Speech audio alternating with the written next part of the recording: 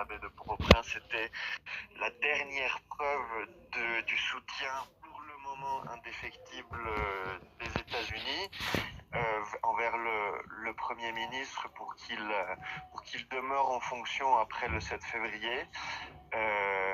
Je dis dernière preuve parce que les États-Unis avaient déjà bloqué ou essayé de bloquer à l'aide de pressions plutôt diplomatiques à travers des canaux de communication, des messages à travers de réseaux sociaux, mais ainsi aussi également avec des communications privées entre des diplomates américains et des membres du conseil de présidentiel, avaient tenté de bloquer plusieurs tentatives de remplacement du Premier ministre qui s'étaient multipliées depuis plus ou moins août de l'année dernière. Ce déploiement des navires américains sur la baie de Port-au-Prince s'est fait au moment alors que à très peu de jours de la fin du conseil présidentiel, des membres du CPT avaient proposé, avec ces discussions qu'ils menaient à l'hôtel Montana, la création d'un conseil présidentiel alternatif à 3 membres et la nomination d'un nouveau Premier ministre après avoir déjà exercé des pressions diplomatiques avec des appels, des messages privés, des communications publiques de support au Premier ministre et avoir révoqué les visas de 5 membres du Conseil présidentiel.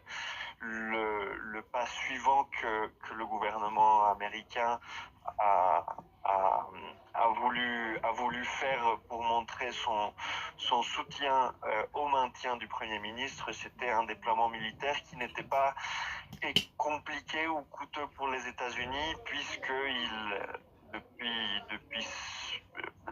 depuis septembre plus ou moins, le gouvernement américain a effectué un déploiement massif de navires de guerre sur les Caraïbes et ce n'était pas très compliqué pour eux de déployer l'un de ces navires qui se trouve notamment près de Porto Rico pour le déployer sur les côtes haïtiennes.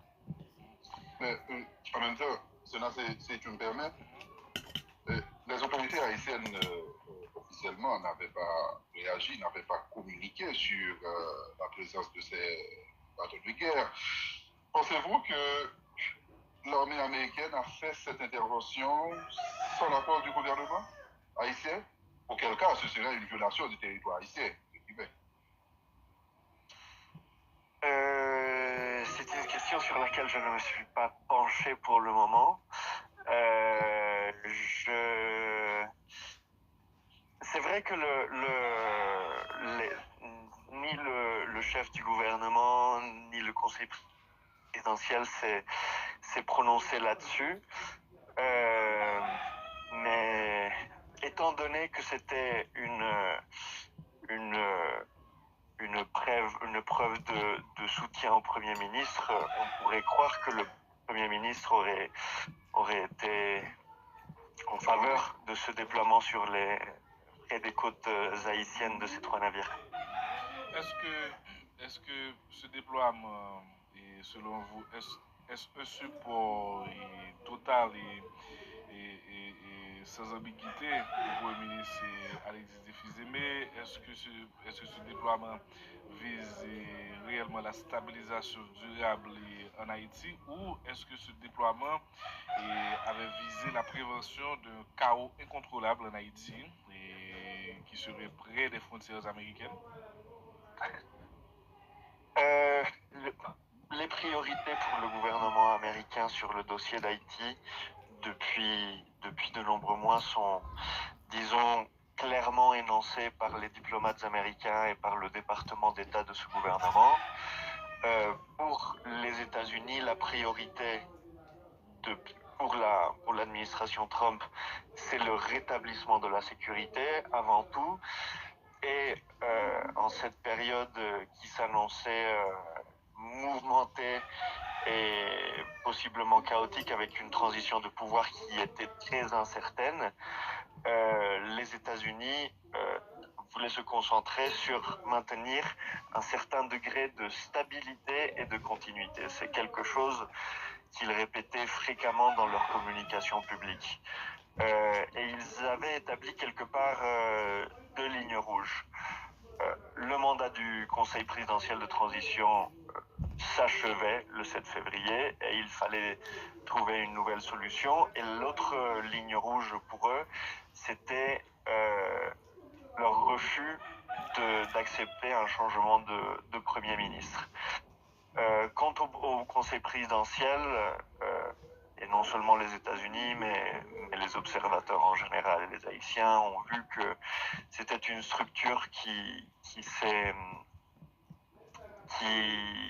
a prouvé qui se pouvait peu effective pour la prise de décision, pour avancer dans les priorités fondamentales qui avaient été déterminées initialement, qui étaient la sécurité, la réforme constitutionnelle et les élections, avec des membres, des dynamiques internes qui étaient marquées par des luttes politiques, des alliances changeantes entre les membres du Conseil, également des accusations de corruption et des relations très tendues avec le Premier ministre, ce qui faisait du Conseil présidentiel une structure qui plus que aidait à une orientation de la politique aux côtés du Premier ministre, rendait quelque part la prise de décision beaucoup plus difficile. Il n'y a seulement en considérant la quantité de conseils des ministres qui ont pu être